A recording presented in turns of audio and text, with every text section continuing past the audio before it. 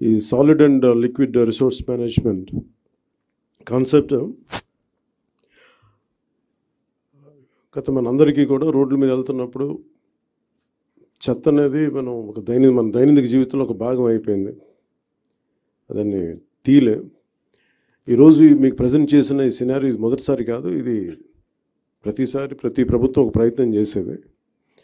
కాదు ఇది ప్రత్యేకించి మేము ఎందుకు దీన్ని కొంచెం కమిటెడ్గా తీసుకెళ్ళాలి అని అనుకుంటున్నాం అంటే, మన దేశం నదులకి సాంప్రదాయాలకి చాలా విలువ ఇచ్చే దేశం ఇది. నీటి వనరులకి నీరు కనిపిస్తే దాన్ని గంగాజలం అనుకుంటాం. ఏ మూల చిన్న బావి కనిపించినా దాంట్లో మంత్రోక్తం చేసి దాన్ని గంగాజలం అనుకుంటాం. మనం బేసిక్గా పంచభూతాల మీద మనకు చాలా గౌరవం ఇచ్చే సమాజం ఇది. కానీ దురదృష్టవశాత్తు అది పూజా పునస్కారాలకే అది పరిమితం అయిపోయింది, కానీ దైనందిక జీవితంలో ఇది రావట్లేదు. ఉదాహరణకి ఇందాక మీరు చూసిన విజువల్ ఒకటి, యనమదురు డ్రైన్ చూస్తే భీమవరం టౌన్లో చూస్తే అది ఒక 90 మీటర్లు ఉండే ఒక డ్రైన్. అది పంటకాలం. ఆ పంటకాలంలో దాదాపు ఇంక వేరే ఏమి లేక అందరూ దాన్ని ఒక డంపింగ్ యార్డ్గా వాడేశారు.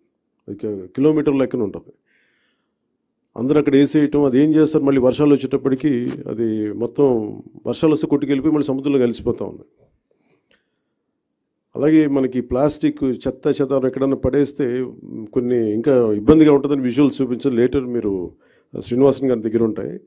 ఈ ఆవులు కూడా ఈ ప్లాస్టిక్ కవర్లు తినేసి కడుపు నిండా దాదాపు 5 కేజీలు 25 కేజీలు కడుపులో ఉండిపోయినాయి. వాటికి దారుణంగా చచ్చిపోయి అలాంటి పరిస్థితులు కూడా ఉన్నాయి ఆవులు.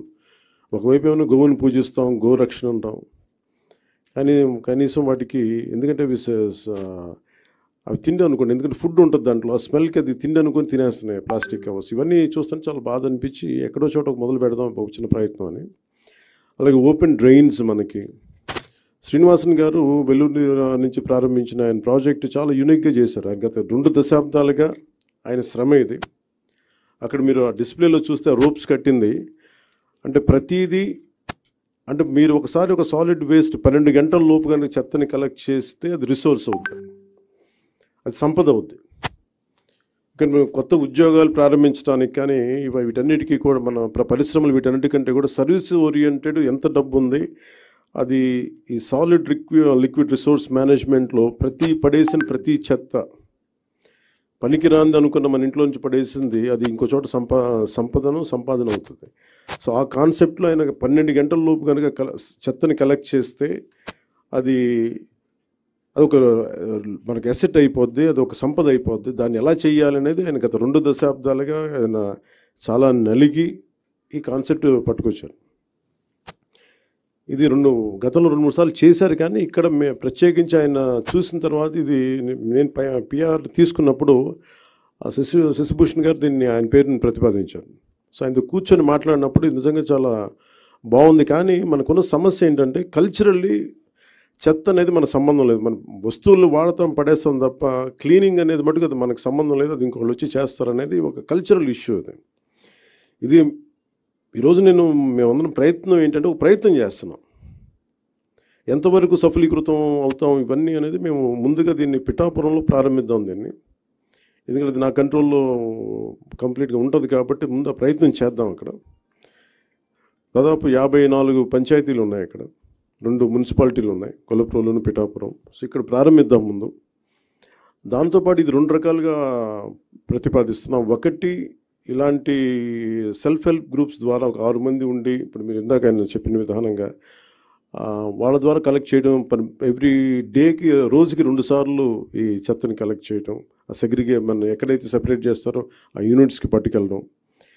ఇది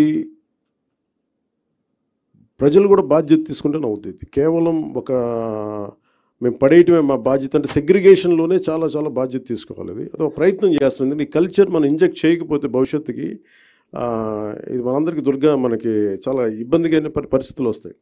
ముఖ్యంగా మీరు ఎక్కడ చూసినా సరే any water body, any canal కనిపిస్తే మొత్తం డంపింగ్ యార్డ్లా అయిపోయింది. ఒక చిన్న పంట కాలువలు, స్వచ్ఛంగా పారాల్సిన పంట కాలువల్లో ఈ చెత్త చెదారం వేసేసేటప్పటికి ఇది నాకు అన్ని చోట్ల కనిపిస్తూ ఉంది. దీన్ని పిఠాపురంలో నాకు దాన్ని తీసుకెళ్ళాలి, పైలట్ ప్రాజెక్ట్గా చేద్దాం దీన్ని.